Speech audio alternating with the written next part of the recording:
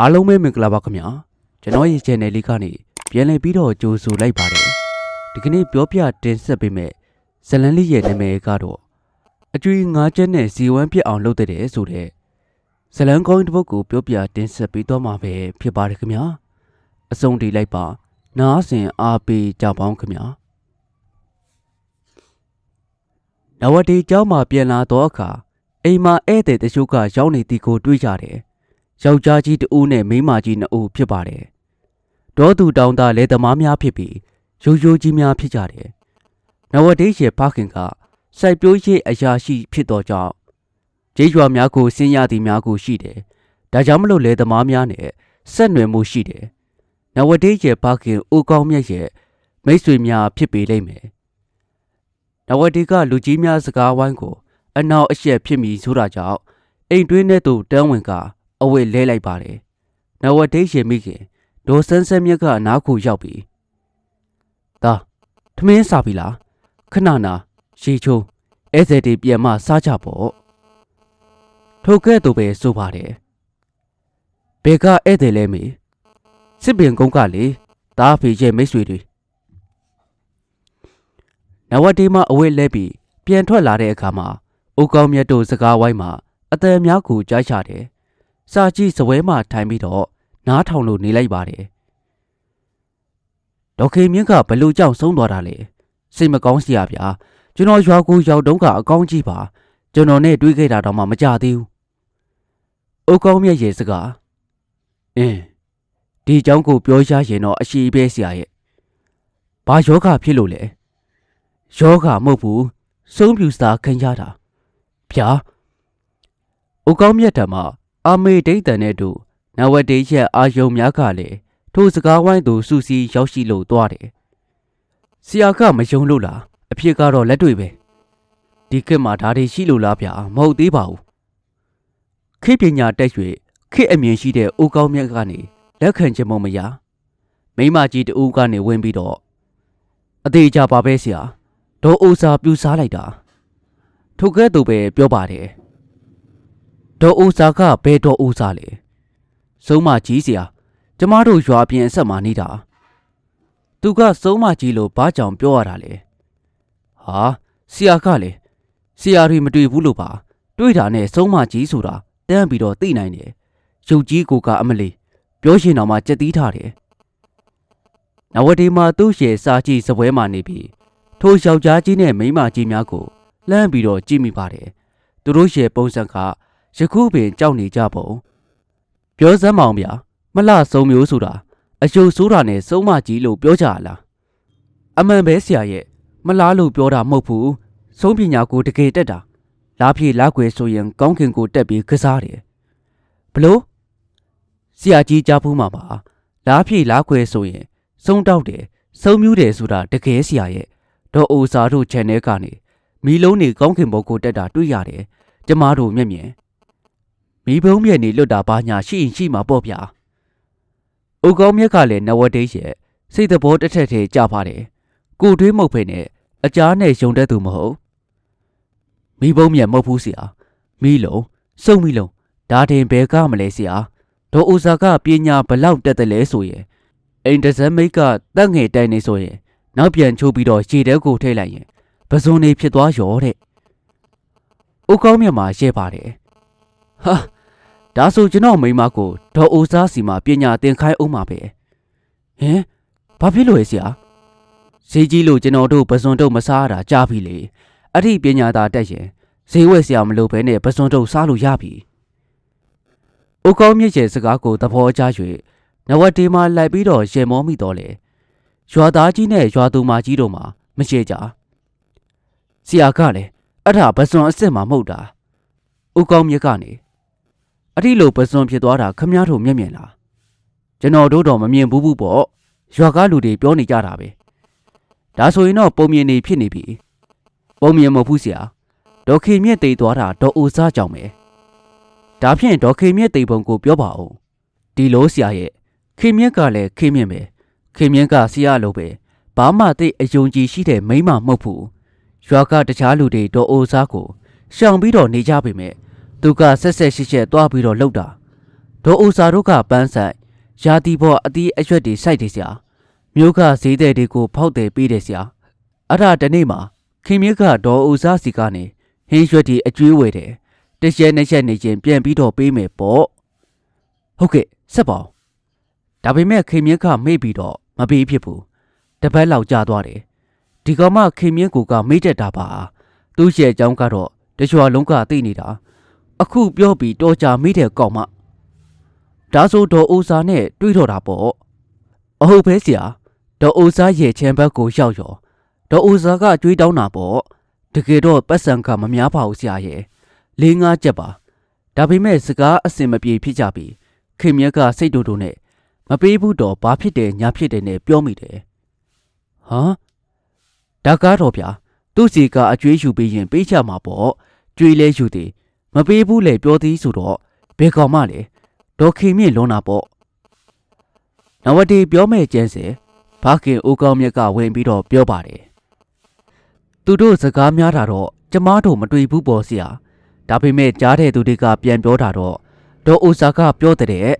သူတို့ကအပေမန်းခံပြီးစိုက်ပြိုးထားတာဒီလိုမတရားယူလို့ကတော့တီးမခံနိုင်ဘူးစားကြပေါ့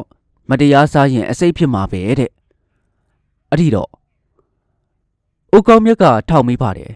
နဝတီလည်းပို့ပြီးတော့စိတ်ဝင်စားသွားတယ်ဒေါ်အိုစာထို့သို့ပြောပြီးဒေါ်ခင်မြင့်မြည်တို့ဖြစ်သွားမည်နီခင်မြင့်အဲ့ဒီညမှာပဲဘိုက်အောင်နဲ့ဆိုပြီးဆုံးသွားတယ်ဆရာဘိုက်အောင်နဲ့ဆိုပြီးတော့ကျမတို့တွေကလည်းအစာကြေးစိတ်တိုက်ဘိုက်ကိုဝိုင်းပြီးတော့နှိပ်ပေးကြပေါ့မရဘူးမနဲ့ကြရဲ့မျိုးစည်းချုံကိုပို့မယ်လို့စဉ်းစားတာညာတွင်ချင်းပဲဆုံးသွားတယ်ဟာနဝတီမှာအံ့အားသင်ပြီးတော့မယုံချင်းဆရာမယုံမရှိနဲ့ဆရာဒေါ်အိုစာလက်ချက်ပဲဒေါ်အိုစာကပြောလိုက်တယ်မဟုတ်လားမတရားစားရင်အစိတ်ဖြစ်မယ်ဆိုတာသူ့ရှယ်ပညာနဲ့လှုပ်လိုက်တာနေမှာပေါ့အရှင်ကလည်းခင်မြင့်ဘိုက်အောင်ဖူးပါတယ်ဒါပေမဲ့ရက်စားလေးပါလေးရိုက်လိုက်ရင်နှိပ်လိုက်ရင်ကောင်းသွားတာပဲအခုကြမှာဥကောင်းမြတ်ကနေတပြင်းချပြီးတော့အစာအင်းယောဂကြောင့်လေဘိုက်နာဘိုက်အောင်ဖြစ်တတ်တယ်မတဲတဲ့အစာစားမိလေဖြစ်တတ်တာပဲနောက်ထပ်တစ်ခုကဦးအတက်ပေါက်တာဦးအတက်ပေါက်လို့အနာဝကိုတွားပြီးတော့နှိပ်မိရှင်ဒုက္ခဖြစ်တာပေါ့ကျွန်တော်ထင်ဒေါ်ခင်မြင့်ဟာဦးအတက်ပေါက်တာနေမှာပါပဲ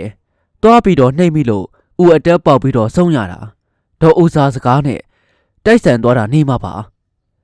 မဟုတ်ဘူးဆရာတရွာလုံးကဒေါ်ဦးစားကြောင်လို့ပဲပြောကြတယ်ဒီထက်ပိုသေးကြတာကရက်လက်မတိုင်ခင်ညမှာခင်မြင့်ကသူ့ကျင်ညီမကိုဝင်ပူးပြီးတော့ပြောတယ်ဆရာငါ့ကိုဒေါ်ဦးစားလှုပ်တာတဲ့မကြည်နပ်ဘူးတဲ့ငါပြန်လုပ်မယ်တဲ့ဟမ်နဝတီမှာအံ့ဩသွားရပြန်ပြီဝင်ပူးပြီးတော့ပြောသည်ဆိုပါလားသူ့ညီမကဒေါ်ခင်မြင့်တရားတာဒေါ်အိုစားကြောင်ဆိုပြီးစိတ်ဆွဲနေလို့ပြောမိပြောရပြောတာနေမှာပါဗျာဦးကောင်းမြတ်ကလက်ခံဖို့မရဘာပဲဖြစ်ဖြစ်ဆရာယုံနာမယုံနာအပထား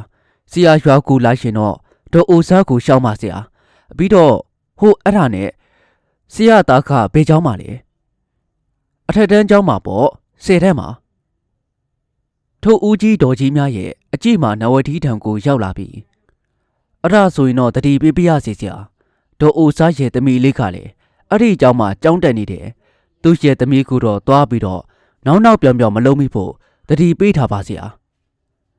နဝတီမှာမျက်လုံးဝိုင်းဖြင့်ကြည့်မိပါတယ်ကျေးဇူးတင်ပါတယ်ဗျာအခုလိုစေနာနဲ့တတိပေးတာဒါရေကြားတယ်မဟုတ်လားဦးကောင်းမြတ်ကနဝတီကိုလှမ်းပြီးတော့ပြောပါတယ်ဟုတ်ကဲ့ပြီကြားပါတယ်ဒါနဲ့ဒေါ်အိုစားသမီးနာမည်ကဘယ်သူတဲ့လဲဦးကောင်းမြတ်ကပြန်ပြီးတော့မေးပါတယ်ခင်မုံနဲ့ဆရာခင်မုံနဝတီရဲ့တကူလုံးလိမ္မာမြောက်တယ်သွားသည်လို့ထင်လိုက်မိပါတယ်ခင်မုံအမေနာမည်ကဒေါ်အိုစားတဲ့လားနဝတီမှာကျောင်းမှာဆက်စုကြည့်တယ်နေကဘလို့လို့ခင်မုံကျောင်းကိုတီးကျင်ရတာလေမုံကပြန်မိတယ်ဘာရှင်မဟုတ်ပါဘူးဒီလိုပါပဲဟိုဒီနေ့ကစစ်ပင်ကုန်းကျူတွေအင်ကိုလာရှင်းနဲ့ပြောနေတန်ကြားလို့ပါမြားတီတာကနဝတိမျက်နှာကိုစိုက်ကြည့်တယ်နင်တော့ဒုက္ခကိုအယောင်ဆိုးချင်နေပြီထင်တယ်ထိုကဲ့သို့မှတ်ချက်ပြုတ်ပါတယ်ပြောစမောင်ငါမိတာခင်မုံအမေနာမည်ကဒေါ်အိုစားလားမမခေါင်းခါပြီးတော့ ကြောင်စင်းထဲမှာငါတွေးလိုက်ဖူးတာတော့ဒေါ်သူစာဒေါ်အိုစာမဟုတ်ဘူးဒေါ်အိုစာဆိုတာရွာကားလူတွေခေါ်ကြတာ။အော်နဝတေနင်ခင်မုတ်ကိုဝေးဝေးနေနော်ဘာဖြစ်လို့လဲဟာခင်မုံလို့ငါတို့ကိုယ်တိုင်ခံရတာရှိတယ်ကိုတွေ့သူများပြောတာတဆင့်ပြန်ပြောတာမဟုတ်ဘူး။နဝတေမှာအံ့ဩသင့်စွာဖြင့်မုံမောကိုကြည့်မိပါတယ်။ငါစိတ်ဝင်စားသွားပြီပြောစမ်းမအောင်နင်းတို့တွေဒီလိုဟာမုံမောကသူမနဲ့များတီတာတို့မုံဆိုင်မှာအတုပ်မာစားရင်းနဲ့ခင်မုံနဲ့ပြဿနာတက်ကြပုံခင်မုံကိုပြောမိဆိုမိနှကန်းနဲ့မျက်နှာတွေအနာဘူးများပေါက်လာပုံဆရာဝန်နဲ့ခုကြမပြောက်ပုံခင်မုံကိုတောင်းပန်ပြီးသူ့အမေကြီးဒေါ်အိုစာမန်းပေးလိုက်မှပျောက်သွားတဲ့ပုံကိုလေးတန်းအနှိမ့်အမြင့်အတက်အကျမျက်နှာအမူအရာဟန်ပန်အပြည့်ဖြင့်စက်ကြောင်းကိုခင်းပြတယ်နဝတီမှာဘာပြောရမှန်းမသိဒါရင်ပဲကမလဲဆီယာမတော်မုံမို့ခင်မုံကိုရိုက်မိတုံးကလည်းအဲ့ဒီလိုပဲလက်ကိုက်လို့အောနေရတယ်ဒေါ်အိုစာပြန်ကုပေးမှပျောက်တယ်ဟုတ်ရဲ့လားဟာနင်ကလေငါတို့ကမျက်မြင်ကိုတွေးဟာနင်ကအခုမှရောက်လာတဲ့ចောင်းသားတဲ့မလို့မသိတာတကြောင်လုံးသိကြတယ်များဆိုရင်ခင်မုံကျွေးတဲ့လက်ဖက်ကိုစားမိလို့ဘိုက်အောင်ပြီးစိတ်ယုံတိတ်ရတယ်ဘိုက်ထဲမှာအလုံးကိုတွေ့တယ်ခွဲထုတ်ကြည့်လိုက်ရတယ်ဆရာဝန်ကတော့ပြူစားတယ်အပင်းတွေ့တယ်ဆိုတာလက်မခံဘူးပေါ့ဟာဒါပေမဲ့များဘိုက်ထဲမှာတွေးတဲ့အရာများကစပင်ကြီးတွေနဲ့ငါတို့ကိုယ်တိုင်ကြည့်ခဲ့ရတာမျက်မြင်သက်သေပဲဒိန်းအောင်ကနေနဝတေမင်းခင်မုံကြောင့်ကိုမုံတို့ကိုမေးကြည့်နေတာမဟုတ်လားထိုကဲ့သို့မေးပါတယ်ဟုတ်တယ်ငါစိတ်ဝင်စားလို့အမလီမလုံးနဲ့ခင်မုံကိုတော့စိတ်ဝင်စားနဲ့မှားတဲ့အခါလဲမှားမှာပေါ့ဖြစ်သွားမယ်ဒိန်းအောင်မှအလန်းတကြားမျက်နှာအပြက်ဖြင့်တားမြစ်စကားကိုဆိုတယ်ဒိန်းအောင်ကိုကြည့်ပြီးနဝတေကရေးပါတယ်မင်းခလေကွာဒါလေးပြောတာမျက်နှာကသွေးမရှိတော့တယ်လို့ပဲငါကစိတ်ဝင်စားတယ်ဆိုတာခင်မုံရဲ့တည်င်းတွေကိုပါကွသူ့အမေတော်အိုစာကဆုံးမကြီးခင်မုံကဆုံးမလေးဆိုတာကိုပါဒိန်းအောင်မှနဝတေကိုလူရှင်းရကိုခေါ်သွားပြီးဒီမှာမင်းကိုငါခင်လို့ပြောပြမယ်ခင်မုံကတော့တကယ်ကိုဝဝောင်းရွှေဝဝိရှောက်မှာကွာမရှောင်မီးလို့ငါလည်းခံဖူးပါတယ်ဟေးမင်းလည်းခံဖူးတယ်ဟုတ်လားဒိန်းအောင်မှရှုံးမဲ့ခေါင်းကိုညှိမ့်ပြတယ်ဟိုနေ့ကပိုက်ထွေးသူ့အကြောင်းကိုပြောကြတဲ့ကငါလည်းငါအကြောင်းကိုပြောချင်နေတာသူ့ရှေ့မှာမပြောတာကသူမသိစေချင်လို့ကွဒါဆိုလဲငါ့ကိုပြောကွာအေးပါပြောချင်လို့ဒီကိုခေါ်ခဲ့တာတကယ်တော့ငါလည်းခင်မုံကိုကြိုက်တယ်ဟင်ပိုက်ထွေးလေးကြိုက်တယ်ငါလည်းကြိုက်တယ်တခြားကြိုက်တဲ့ကောင်းနေလဲအများကြီးပဲငါကြိုက်တာကိုပိုက်ထွေးကိုမပြောထားတာဒါဖြင့်မင်းလည်းပိုက်ထွေးလို့ပဲခင်မုံကိုရေးစားစကားပြောဘူးတယ်ဟုတ်လားဒိန်းအောင်မှာရှက်တဲ့မျက်နှာနဲ့ရေကျဲဖြင့်ခေါင်းငိမ့်တယ်အဆင်ပြေလားမင်းကလည်းကွာမေးမှမေးတတ်တယ်ခင်လဲကြတယ်ဆိုပါတော့ခင်ရမဲ့ခင်ရပုံနီးပြောပါဦးမားတဲ့အခါလဲမားပါပြီပေါ့မဖြစ်အောင်လုပ်ပေါ့ကွာစောင်းရှမ်းရှောင်းရှမ်းပေါ့အမှန်တော့ငါလဲရေးစားစကားကတိတ်ပြီးတော့မပြောတတ်ဘူးကွာအတွေ့အကြုံကလည်းမရှိဘူးမနစ်ကပေါ့ကွာခင်မုံအကြောင်းလဲငါကတေးသေးချာမသိသူပေါ့အဲ့ဒါနဲ့လိုက်ပြီးတော့ပြောပြတာပြောတော့မှပါရှယ်ခန်းချရောလားပါရှယ်ခန်းနာမှာတော်သေးတယ်မှတ်ပါမယ်ကွာပါရှယ်ထားတဲ့တောင်မှစိုးသေးတယ်ဘလို့ဆိုးရလဲငါကသူ့ကိုကြောင်းအပြန်လိုက်ပြောတော့စကားကအိုးနှင်းခွန်းနှင်းပေါ့ကွာပိုက်ထွေးလို့တော့လက်မဆွဲပါဘူးစကားနဲ့ပဲပြောတာငါချဲစိတ်ထဲမှာသူကြိုက်အောင်လို့စိတ်ကူးရသမျှဟုတ်တာတွေရောမဟုတ်တာရောတင်စားပြီးတော့ပြောလိုက်တာငါချဲစကလုံးတွေကမထင်မှတ်ပဲတိတ်ပြီးတော့ကြီးကျယ်သွားပုံရတယ်ပြီးမှငါ့ကိုပြန်ချစ်အကြောင်းကိုညီကုန်းချုပ်တာကိုဒီတော့သူကဖြတ်မထားနိုင်လေကွာကောင်းကန်းကိုရောက်တော့မှ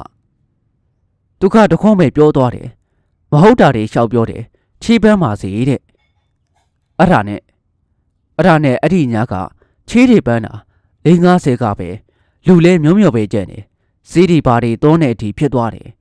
ခေမောက်ကိုလည်းတခါတည်းလန်သွားလို့ပဲပန်းတဲ့ကလည်းပန်းမှာပေါ့ကွာမရှင်းနဲ့ငါနောက်နေတာမဟုတ်ဘူးတကယ်ပြောနေတာရှက်လို့သူများကိုမပြောပေထားတာပိုက်ထွေးတော်မှမသိဘူးမင်းမို့ပြောပြတာမင်းမတဲတာစားလို့ဝမ်းလျှောတာနေမှာပါကွာ မဟုတ်ဘူးသူပြောတဲ့စကားနဲ့ငါဖြစ်တာတစ်ထက်တည်းပဲဒုက္ခခြေပန်းမာစီပြောတယ်ငါကပန်းတယ်အထာသူ့ကြောင့်မဟုတ်ရင်ဘသူ့ကြောင့်လဲနဝတီမှာအရေကိုမရက်သေးပဲဒါဆိုငါပို့ပြီးတော့စိတ်ဝင်စားသွားပြီငါခင်မုတ်ကိုလိုက်ပြီးတော့စကားပြောရင်ဘလို့ဖြစ်မလဲငိမ့်အောင်ထိုကဲ့သို့အကဲဆက်ပါတယ်မြတ်စွာဘုရားကဲတော်မူပါမှားတဲ့အခါလဲမှားကြည့်ခြင်းမှာပေါ့ကွာထိုစကားကိုထိုနေ့ကနောက်ပြောင်ပြောခဲ့ခြင်းဖြစ်တော်ညာလေနောက်တစ်ချိန်မှာတော့တကယ်ပင်ပြောခဲ့ပါတယ်အတန်းចောင်းသားဘွားတုန်းကတက္ကသိုလ်ဝန်ထမ်းအောင်ဖို့အသေးအတန်စ조사နေရသူနဝတိအဖို့မှာတခြားသောအရာများကိုအချိန်မပေးနိုင်ခဲ့ပါအထူးသဖြင့်နှလုံးသားကိစ္စကိုနဝတိရှိတိုင်းမတင်နိုင်ခဲ့ခင်မုံနဲ့နဝတိရင်းနှီးခဲ့တယ်ကျွမ်းဝင်ခဲ့တယ်တခြားသူများကဘေးဖယ်ရှောင်ခွာနေတဲ့သူခင်မုံမှာနဝတိရဲ့ဖြူစင်တဲ့ခင်မင်မှုကိုလိုက်လိုက်လဲလဲတုတ်ပြန်မှုပေးပါတယ်လေးစားယုံကြည်ခဲ့တယ်စုံမလေးဟူတဲ့အကြောင်းနဲ့ပတ်သက်ပြီးတော့ခင်မုံနဲ့နဝတိစကားမစင်းခဲ့စကားမဆက်မိအောင်လဲနဝတိကထင်းခဲ့တယ်ပြောရရင်တော့ခင်မုံကိုစုံမလေးလို့စွတ်စွဲတဲ့ပေါ်မှာယုံကြည်မှုမရှိခဲ့ပါတစုံတစ်ခုသောအထင်အမြင်လွဲမှုဟုတဲ့နဝတီမှာကောက်ချက်ချမိပါတယ်ဒါကြောင့်မလို့ခင်မုံကိုခေမင်မှုတွင်တနာခရုဏာပေါင်းဆက်ပြီးတော့ပေါင်တင်ဆက်ဆံခဲ့ခြင်းဖြစ်ပါတယ်ခင်မုံကလည်းနဝတိရဲ့စီစဉ်နာမေတ္တာကိုနားလေပုံရပါတယ်မွန်မွန်တို့များတီတာတို့ကနဝတိကိုတတိပေးတယ်လိုက်ဘိုက်ကလေးနဲ့ဒိန်းအောင်တို့ကလည်းနဝတိကိုတားဆီးခဲ့ပါတယ်ထို့ကြားကပင်နဝတိနဲ့ခင်မုံတို့ပုံမခင်တွယ်ခဲ့ကြတယ်တန်ရောစင်တွေပို့ခဲကြသည်ဟုလည်းဆိုနိုင်တယ်ထိုစဉ်တို့ကတော့ဖြူစင်တဲ့နှလုံးသားကျိုးဟာအကြောင်းမပြောင်းခဲ့သေးပါတက္ကသိုလ်ဝင်စာမေးပွဲကိုဖြေကြားပြီးတဲ့နောက်မှာတော့နဝတေကဂုံတူးတစ်ခုနဲ့အောင်ခဲ့ပြီးခင်မုံမှာတော့ကန်ဆိုးစွာကြာရှုံးခဲ့ပါတယ်မွန်မွန်နဲ့များတီတာတို့အောင်ခဲ့တယ်ဘက်ကလေးနဲ့ဒိန်းနောက်ကခင်မုံလိုပဲမအောင်ခဲ့နဝတေတက္ကသိုလ်တက်ချိန်မှာခင်မုံကကြောင်းမတက်တော့ပဲသူမရဲ့စိုက်ပျိုးခင်းထဲမှာပဲနှင်းမြုပ်လို့သွားခဲ့တယ်တက္ကသိုလ်မှာရောင်စုံပန်းနေရှုမငီးစရာကျဲပြန့်ထားတယ်လို့ရှိတော်ညလေဝေးနေတဲ့အခါမှပင်နဝတိရဲ့နှလုံးသားကမြို့မှာရှိခဲ့တဲ့ခင်မုံကိုတတိတရတန်တန်တတအချစ်ကြောင်းကိုနားလေခန်းစားမိသွားသည်စိုးရှားမယ်ထင်ပါတယ်အချိန်မရှိနဝတိရဲ့အာယုန်ထဲမှာခင်မုံသာဒါကြောင့်မလို့ကျောင်းပိတ်ရဲ့မြို့ကိုပြန်တဲ့အခါခင်မုံကိုတွေ့အောင်ကြိုးစားပြီးမြုံထားသမျှကိုရင်ဖွေးမိခဲ့ပါတယ်ထိုနေ့ကခင်မုံဈေးမှာပန်းရှောင်းရင်းနဲ့ခင်မုံပန်းရှောင်းနေရတော့နဝတီမှာရောက်သွားတယ်ပန်းဝယ်ခြင်းလို့ထိုကဲ့သို့အတန်ပြုတ်လိုက်ပါတယ်ပန်းကလေးတွေကိုရေဖြန့်ပြီးနေရှာစီနေတဲ့ခင်မုံမှာမော့ကြည့်လိုက်ပါတယ်အတန်ကိုမမိပုံရှိသည်ဟုနဝတီမှာခံမှန်းတယ်ခင်မုံမှာမြဝင်းတွေကနဝတီကိုမြင်တာနဲ့အယောင်လဲလို့သွားခဲ့ပါတယ်နှကန်းပေါ်မှာအပြုံးတပွင့်ကထွန်းလင်းလာတဲ့အခါမှာဗန်နဲ့ကပန်းများထက်ပို့ပြီးတော့လှသွားသည်ဟုနဝတီမှာထင်မိတယ်အခုခင်မုံရဲ့နှုတ်ပြမှာအန်ကြလာတဲ့ခွန်းဆက်အတန်ပန်းဝယ်ခြင်းလို့နဝတီမှာထပ်ပြောတယ်တကယ်လားဘာပန်းဝယ်မှလဲဘလောက်ဖို့လဲခင်မုံကမယုံရှိချင်းနဲ့ပြန်ပြီးတော့မေးတယ်စူစမ်းကြည့်ကလေးနဲ့လေကြည့်ပါတယ်နဝတီမှာပြုံးလိုက်တယ်ခင်မုံရဲ့ရှိမှာထမ်းချပြီးတော့လီတန်လေးနဲ့ဘေးမှာဈေးတယ်များမကြောက်အောင်လို့ပြောလိုက်တယ်ဘန်းနဲ့ကပန်းကိုဝယ်ချင်တာမဟုတ်ဘူးခင်မုံမျက်လုံးလေးဝိုင်းသွားတယ်နှုတ်ခိုင်းမှလည်းအပြုံးများကပြောင်းမသွားသည်နဝတီမှာထပ်ပြောပြီးရှင်ထဲကပန်း1500ကိုလိုချင်တယ်အကူကလည်းခင်မုံမှာခေါင်းကလေးဣကနဲ့ငုံကြလို့သွားတယ်မျက်လုံးကိုမမြင်ရတော့လေနှက်ခမ်းမှာအပြုံးရစ်ကိုပြပြတတ်တာမြင်နေရပါတယ်။အိုးခင်မုံရှင်ကလေးနှိမ့်လိုက်မြင်းလိုက်ရှိနေပါလား။ခင်မုံဈေးရောင်းပြီးပြန်ရင်စကားပြောချင်တယ်အကူစောင့်နေမယ်။နဝတီကဈေးထဲမှာဖြစ်တာကြောင့်ကိုရှိန်တက်ပြီးတော့တည်င်းပေးခဲ့ပြီးနေရှာမပဲလက်ထွက်ခဲ့တယ်။စပိန်ကလေးကိုတွန်းပြီးခင်မုံနဲ့လမ်းရှင်ပြီးတော့ရှောက်ပါတယ်။နဝတီကခင်မုံကိုခုတ်ခုတ်ကြည့်တယ်။ခင်မုံအကြီးနဲ့မကြာခဏဆုံရတယ်ခင်မုံကရှက်ရွံ့စွာမျက်နှာလွာကိုချလိုက်ပြီးပါးပြင်မုံမုံမှာပ ပန်းသွေးပြေးရှဲလိုက်ရရှိပါတယ်ခင်မုံစည်းကြောင်းပြီးရွာပြဲနဲ့လမ်းမှာဖြစ်တယ်မြေလမ်းပေါ်မှာစပိန်ကလေးလမ်းကြားမှရှိပြီးခင်မုံနဲ့နဝက်တွေဘေးချင်းကလေးရမွန်းတဲ့လူလူနောက်မှာတော့ခေါင်းပေါ်မှာအရေးတွေကခြေတောင်နားမှာပြဝဲလို့နေတယ်ကိုပင်ကြီးတပင်ရဲ့အရေးအောင်မှာနဝက်တွေကစပိန်ကိုရက်လိုက်ပြီးခင်မုံခဏနားအောင်ထိုကဲ့သို့ပြောပါတယ်ခင်မုံကဘာမှပြန်မပြောတော့လေကင်လာတဲ့ဘန်းကိုစပိန်ကေရီယာပေါ်လှမ်းပြီးတော့တင်ပြီးတော့ခြေလမ်းကိုရက်တယ်ခင်မုံရှင်နဝက်ဒိတ်ရဲ့ခေါ်တဲ့မှာအဖျားခတ်တိုးရှင်နေတယ်လို့ခင်မုံရဲ့ထူးတန်ကလည်းဖိုလိုက်နေတယ်အကြီးချင်းစုံပြီးတော့ရင်ကအခုန်ကျန်းပြီးနှစ်ဦးစလုံးမှာအကြီးကလွှဲလိုက်မိပါတယ်လောက်ခါနေတဲ့ချင်းကိုအတန်ကြာမှထိန်းလိုက်ပြီးမှနဝက်ဒီမှာစကားဆတယ်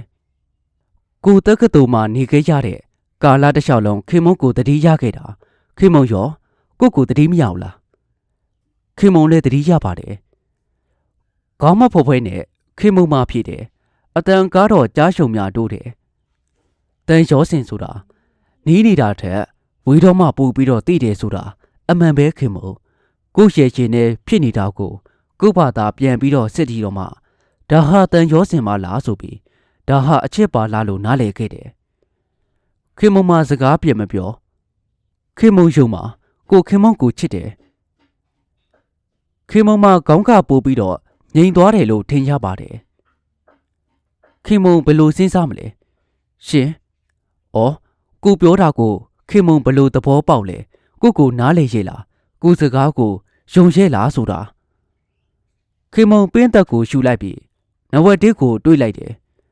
ငုံနေရာမှာမောလာတော့လေနဝက်တစ်ကိုမကြည့်ပဲအဝေးကိုပဲငေးပြီးတော့အခုကိုအရင်ကတည်းကခင်မုံလုံးဝကိုယုံကြည်ခဲ့တဲ့သူပါကိုချစ်တယ်ဆိုတာကိုရောအခုကိုယုံပါတယ်ဆိုမှတော့အကူပြောတာလေယုံတာပေါ့ခင်မုံဟက်ကနေတစ်ချက်ရေလိုက်ပါတယ်သဘောကျရွှင်ပြီးတော့ကြောင့်ရေတယ်မဟုတ်တလျှော်ဖောကားရေတယ်လည်းမဟုတ်မော်လေးရချခန်းစားမှုကိုဖွင့်အံလိုက်တဲ့ရေတယ်ဟုနဝတီမှာထင်းမိပါတယ်ခင်မုံမနဝတီရေမျက်နှာချင်းဆိုင်လိုက်တယ်အချိန်စောပါသေးတယ်ကိုချစ်ကိုဝေဖန်သုံးသပ်ဖို့စောင့်ကြည့်ဖို့လားခင်မုံရေရှင်ထဲမှာရောခန်းစားမှုမရှိနေဘူးလားအဲ့ဒါနှစ်ချက်စလုံးကြောင့်အချိန်စကားပြောတာမဟုတ်ပါဘူးကိုဒါဆိုဘာကြောင့်လဲဘဝကြောင့်ပါထို့အဖြစ်ကိုတော့ခင်မုံကရဲဝင်တီးပပြက်သားစွာပဲဖြေလိုက်ပါတယ်ခင်မုံရှင်ခင်မုံဘာတွေတွေးနေတာလဲခင်မုံနဲ့ကိုဘဝချီနေမတူဘူးလို့တွေးနေတာလားကိုယုံကြည်တယ်ဆိုတယ်အဲ့ဒါတွေတွေးဖို့မလိုဘူးထင်တယ်ခင်မုံမအပြုံးရစ်ဖြင့်အကူကတက်တိရှိတယ်လားပြန်ပြီးတော့မေးပါတယ်ဟုတ်တယ်ခင်မုံချစ်လို့တက်တိရှိတယ်နဝတီမအဖြေမြတ်ပါတယ်ဖြေတန်ကလည်းခိုင်မာပါတယ်ယုံကြည်စိတ်ချစီကျင်တော့ကြောင်ဖြစ်ပါတယ်ခင်မုံကမူနဝတီကိုကြည့်နေရမှာအကြည့်ပြန်ပြီးတော့လွဲသွားတယ်ခေါင်းကလေးရမ်းပြီးတော့ခင်မုံကအကူနဲ့ပြောင်းမြန်ပဲဘလို့လဲခင်မုံရဲ့တပြင်းချတဲ့မှာကြားရှာပြန်တယ်ခင်မုံကချစ်လို့တတိမရှိတာဟမ်ခင်မုံကြောင့်အကူကိုစိတ်မစင်းရဲစေခြင်းမူခင်မုံကြောင့်အကူကိုဒုက္ခမရောက်စေခြင်းမူခင်မုံကြောင့်အကူဘဝမုံတိုင်းမထန်စေခြင်းမူခင်မုံရဲ့နဝတီကခင်မုံရဲ့လက်ကိုဖမ်းဆုပ်လိုက်တယ်ခင်မုံမယုံပါခင်မုံကိုအရင်ကားလို့ပဲတငယ်ချင်းတယောက်လိုသဘောထားပေးပါအထီးတဲ့ပိုချစ်ရင်ညီမလေးတယောက်လိုသဘောထားပေးပါခင်မုံကတော့တငယ်ချင်းတယောက်လိုညီမအကူတယောက်လိုပဲနေကျင်တယ်ဒီထံပိုးခြင်းဘူးခင်မုံဒီထံမပိုးလဲမပိုးသင့်ပါဘူးကိုဒါဟာအကူရဲ့ခင်မုံနဲ့အတွက်အကောင်းဆုံးအဖြစ်ပါခင်မုံသိစကားတက်နေပါလားစကားတွေကရင်းကျက်နေတယ်လို့ကိုခန်းစားရတယ်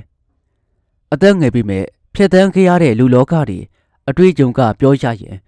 ခင်မွန်အကူထဲသားပါတယ်အကူလောက်ပညာရောဉာဏ်ရှိပါမထက်မြက်ပြီမဲ့ဘဝပြီးအတိဆိုတာကိုတော့အကူထဲပို့ပြီးတော့သိပါတယ်အကူရှိကိုမြင်တာထက်ခင်မွန်ပို့ပြီးတော့မြင်ပါတယ်ကိုဒါကြောင့်အကူထဲခင်မွန်တက်တီမပို့နိုင်တာပါဘာပဲဖြစ်ဖြစ် ခင်မုံကိုအကိုချစ်တယ်ခင်မုံကိုအကိုလက်ထက်မယ်ခင်မုံကနဝတီစုပ်ကင်ထားတဲ့သူမရဲ့လက်ကိုတာတာဆွဲပြီးတော့ရုံးပါတယ်နဝတီကအလိုက်သိစွာလျှော့ပြီးလိုက်တယ်ခင်မုံလည်းစပိန်ကေဒီယာပေါ်မှာတင်ထားတဲ့သူမရဲ့ဈေးပန်းကလေးကိုဆွဲယူတယ်ခင်မုံကိုပြန်ခွင့်ပြုပါပြောပြောဆိုဆိုခင်မုံမှလှည့်ထွက်လိုက်ပါတယ်ခင်မုံနေပေါင်းခင်မုံခြေလမ်းများကတုံ့ကနေရက်သွားတယ်လှဲ့တော်မကြည့်ခဲ့နဝတီကခင်မုံနာကိုတိုးကပ်ပြီးချောင်းပိတာနဲ့အလုရှာပြီးကိုခင်မုံကိုလက်ထက်မယ်ဒါကုရဲ့သစ္စာစကားပဲထိုကဲ့သို့ပြောပါတယ်အခုနှလုံးသားကိုခင်မုံနားလေပါတယ်ခင်မုံရဲ့နှလုံးသားကိုလည်းအခုနားလေပေးပါဒီလောက်နဲ့ပဲကြည်နေပါကိုဟင်ကိုခင်မုံရဲ့အချစ်ကိုလိုချင်တယ်ခင်မုံထံမှရှိုက်တဲ့ထွက်လာတယ်အခုလိုချင်တာရှာပြီးပြီလို့ပဲသဘောထားပါပြီးတော့ဇလန်းနဲ့ပြီးဆုံးသွားပြီလို့ပဲတပါးဒီတဲ့သဘောထားပြပါကိုခင်မုံမှာခြေလန်းနေပြန်စားတယ်နဝတီကခင်မုံရဲ့လက်ကိုဖမ်းဆွဲပြီးမချီတရှင်းနဲ့ခင်မုံဘာဖြစ်လို့တွေ့ဝေးနေရလဲလောကမှာဖြည့်ရှင်းလို့မရတဲ့ပု္ပ္ပာဆိုတာမရှိပါဘူးရင်ဆိုင်ပြီးတော့ကြော်ဖြတ်ခဲ့ရင်အရာရာကိုကြော်လွားနိုင်အောင်မြင်ပါတယ်ခင်မုံမှာခေါင်းရက်နေခင်မုံပါပြင်ပေါ်မှာမျက်ရည်ဦးကလေးကျလာသည်ကိုနဝတီမှာရရှိပြီးရင်ထဲမှာနစ်ကနေဖြစ်လို့သွားခဲ့ပါတယ်အခုလက်လျှော့လိုက်ပါဘယ်လို့မှမဖြစ်နိုင်လို့ပါဘာကြောင့်လက်လျှော့ရမှာလဲဘာကြောင့်မဖြစ်နိုင်မှာလဲအဖေအကူတိတ်ကိုသိကျင်လားဟုတ်တယ်သိကျင်တယ်ခင်မုံကအဖေတခွန်းကိုပြောခါနဝတီဆွဲထားတဲ့လက်ကိုယုံပြီးတော့နေပူတဲသို့ပြေးလွှားလို့သွားပါတယ်အန်အောခြင်းတုံလုံးခြင်းခြောက်ချားခြင်းတို့ဖြင့်ကြက်တီတီသွားတဲ့နဝတီမှာနေချာမပင်ကြောက်ရွံ့ကြီးကဲ့သို့မလုံးမရှက်ကြင်ရှိခဲ့တယ်ရင်ထဲမှာလေကျန်းတစ်ချက်တက်ခိုက်သွားသည်ကိုခံစားလိုက်ရတယ်ခင်မုံပြောတော်တဲ့စကားကနဝတီရဲ့နားထဲမှာပဲတင်ရိုက်လိုက်ရရှိပါတယ်ခင်မုံကစုံမလေးဖြစ်နေလို့ပါကိုစုံမလေးဖြစ်နေလို့ပါမိခင်ဖြစ်သူဒေါ်ဆန်းဆန်းမြင့်ရဲ့မျက်နှာမှာသွေးမရှိသလိုဖြူလျှော်ပြီးတော့ဖြစ်ပါတယ်ဒေါသဖြစ်မဟုတ်ပဲတုံလို့ချုပ်ချားများစွာစကားများကိုထပ်ပြီးတော့ပြောပါတယ်ဒါအဲ့ဒီကောင်းမလေးနဲ့ချစ်သူဖြစ်နေပြီလားခေမုံနဲ့နဝတီစကားပြောတာကိုတစုံတယောက်ကတွေ့သွားပုံပေါ်ပါတယ်ထိုတစုံတယောက်ကနဝတီမိခင်ကိုပြန်ပြီးတော့ပြောလိုက်ပုံရပါတယ်မိခင်တော်ဆက်ဆက်မြက်မျက်စိမျက်နှာပြတ်သွားသည်မှာနဝတီရဲ့ဘဝတွင်တခါမှဒီလိုမမြင်ဘူးခဲ့သည်လို့ဆိုရလောက်မယ်မဟုတ်ပါဘူးမေနဝတီမှာခတူးတူးဖြစ်တယ်မိခင်ကယုံပုံမရအမေကိုမလိန်နဲ့သားရဲ့အမှန်တိုင်းကိုပြောစမ်းပါဒါအထီကောင်မလေးနဲ့ဖြစ်နေပြီလားဒုက္ခပါပဲမေချင်းကပြင်အဖြစ်ကိုမဆောင်ပဲမျက်ရှိများကကြလာတော့တယ်အမေဘာဖြစ်လို့ငိုရလဲဒါငိုစရာမှမဟုတ်တာအမလေးသားရဲ့ဒီကောင်မလေးကိုမှတွားပြီးတော့ကြိုက်ရသလားအမေကဂုံကြောင့်ပစ္စည်းဥစ္စာကြောင့်ပညာကြောင့်ခွဲခြားတဲ့စိတ်နဲ့ပြောတာမဟုတ်ဘူးဒါဘသူကိုချစ်ချစ်ဘသူကိုယူယူသဘောတူနိုင်ပါတယ်ဒါပေမဲ့ကျွန်တော်ခင်မုံကိုလက်ထည့်ခြင်းနဲ့အမေဖျားဒါဘယ်လိုပြောတယ်ခင်မုံကိုလက်ထည့်ခြင်းနဲ့လို့ပြောတာအမေမေးတယ်လို့သူနဲ့ကျွန်တော်ချစ်သူမဟုတ်သေးပါဘူးဒါပေမဲ့ကျွန်တော်သူ့ကိုချစ်တယ်သူ့ကိုလက်ထည့်ခြင်းနဲ့သူနဲ့ဘဝတစ်ခုထူထောင်ခြင်းနဲ့ဒါမင်းအသိပညာတွေမရှိတော့ဘူးလားကွယ်အထီကောင်မလေးရဲ့မိကဆုံးမကြီးတဲ့ကောင်မလေးကလည်းဆုံးမလေးတဲ့အထာသူများထိပြောတာပါမေကျွန်တော်မယုံပါဘူးခင်မုံဟာနှလုံးသားလာတယ်နှလုံးသားမလှသူဟာဆုံးမပါမေဒါကြောင့်ခင်မုံကိုကျွန်တော်လက်ထပ်ပြရစီဒါရဲ့အမေမိခင်တော်ဆန်းဆန်းမြင့်လေမချစ်တင်ကဲစကားကိုပြောပြီးအာရှူစင်မပဲရင်ထဲမှာအပြင်းထန်ခံစားရသည်နဲ့ရင်ကိုဖိပြီးတော့ပျောက်ခွေလဲကြလို့သွားတယ်နဝတီမှာအထိတ်တလန့်ဖြစ်သွားပြီးမိခင်ကိုပွေ့ထူပါတယ်အမေကံကောင်းလို့သားရဲ့မင်းအမေကနှလုံးကတိတ်ကောင်းတာမဟုတ်ဘူးမင်းကြောင့်ဘလောက်စိတ်ထိခိုက်သွားလဲသိလားအသက်ပါမသွားတာကံကောင်းတယ်ဖခင်အိုကောင်းမြတ်ကစူပူခြင်းမဟုတ်ပါကျိုးချောင်းရှင်းပြမှုဖြင့် နဝတီကိုပြော့ပြတယ်ထိုနေ့ကမိခင်တတိလေသွားသဖြင့်စေးရုံကိုပို့ချတယ်ဆရာဝန်ကြီးတွေအသေးအတန်ဂယုတဆိုင်ကုသလိုက်ရပါတယ်မိခင်တတိပြန်လဲလာပြီးတော့တော့ပါသိတယ်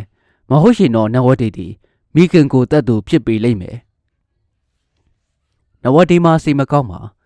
တူတဲတော်သားမို့ချစ်ခဲ့အလိုလိုက်ခဲ့လိုလီသေးမရှိပြုစုပြိုးထောင်ခဲ့တဲ့မိခင်ရဲ့မြတ်တာကိုနားလဲသူပြီးမိခင်ကိုတနာလာတယ်မိမိအတွက်မိခင်စိတ်တီးခက်ရကြီးဒါကလည်းမိမိအတွက်ပူပန်စိုးနေခြင်းဖြစ်သောကြောင့်တစ်ဖက်ကကြပြန်တော့လေမိမိအသက်မကချစ်ရတဲ့ချစ်သူဒါမင်းအဲ့ဒီကောင်းမလေးနဲ့ချစ်သူဖြစ်နေပြီလားမိခင်လိုပင်ဖခင်ကမေးပြတ်ပါတယ်ချစ်သူတော့မဖြစ်သေးပါဘူးဒါပေမဲ့သူ့ကိုကျွန်တော်ချစ်နေမိတာတော့အမှန်ပဲဖေသူ့ကိုကျွန်တော်လက်ထက်ချင်တယ်နဝတီကမိခင်ကိုဖြစ်တယ်လို့ဖခင်ကိုလည်းအဖြေပေးလိုက်ပါတယ်ဦးကောင်းမြတ်ကတပ်ပြင်းကိုချပြီးအဖေကားတော်အယုံကြည်အဆွဲလန်းကြီးသူမဟုတ်ပါဘူးဒါပေမဲ့မင်းအမေကအဆွဲလန်းကြီးတယ်စိတ်အားငယ်တယ်ပြီးတော့နှလုံးကကောင်းတာလည်းမဟုတ်ဘူးဒီတော့ဘာပဲဖြစ်ဖြစ်တားအမေကိုငဲ့ညာပြီးစိတ်လုံမှန်ပါတစိုးထုံးမလုပ်ပါနဲ့လို့အဖေမြတ်တာရက်ခံခြင်းနဲ့ကွယ်မိခင်ဖြစ်သူစေးချုံကပြန်ဆင်းတယ်မိခင်ဖြစ်သူရဲ့ကျဲမရှိကိုနဝတီမှာဂယုဆက်ရတယ်ခင်မုံအကြောင်းကိုစကားမစခင်မုံရှိရဘက်ကိုချစ်ဦးမလဲရဲ့နဝတီမလာတဲ့ဖြင့်ခင်မုံကတစ်ချိန်တည်းနဲ့လန်သွားပြီဟုထင်ကောင်းထင်ပေလိမ့်မယ်သို့မဟုတ်ပါတက်တိရှိပါသည်ဟုပြောခဲ့တော့နဝတီတယောက်မှာရုပ်ချီပင်တက်တိတွေကြောင်သွားပြီဟုမဲပြုံးနေပြီလားမသိခင်မုံရဲ့စကားအရခင်မုံရဲ့နှလုံးသားကိုနဝတီမှာနားလဲပါတယ်ခင်မုံရဲ့ရှင်မလေနဝတီကိုတန်ရောစင်မကင်းမှာဒုပတော်လေခင်မုံကနှလုံးသားအလိုဖြင့်စုံဖြဲရသည်သူမဟုတ်ပါသူ့ရဲ့အုံနောက်အလိုသာစုံဖြဲသွားမည်ဟုနဝတီမှာထင်မိပါတယ်နဝတီနားမလည်နိုင်သည်ကတော့ခင်မုံနောက်ဆုံးပြောသွားခဲ့တဲ့စကားဖြင့်နဝတီရဲ့ခြေလမ်းတွေကိုပဲတန့်စီလိုတာလားဒါမှမဟုတ်အမှန်ပဲလားနဝတီမှာဝေခွဲမရခင်မုံကစုံးမလေးဖြစ်နေလို့ပါကိုခင်မုံကစုံးမလေးဖြစ်နေလို့ပါနဝတီရဲ့ရင်ကိုမီးစားနဲ့မြက်လိုက်တဲ့လို့ပင်ဘေဘွားကဝတ်ကြီးတွေပါလိမ့်ခင်မုံဟုတ်ကဲ့ပါခင်ဗျာဇလန်လေးကတော့ဒီညမှာတင်ပြီးဆုံးလို့သွားခဲ့ပါပြီဇလန်လေးကိုဆုံးထိလိုက်ပါနားဆင်ပေးတဲ့တူတယောက်ချင်းစီကိုကျေးဇူးအများကြီးတင်ပါတယ်ခင်ဗျာ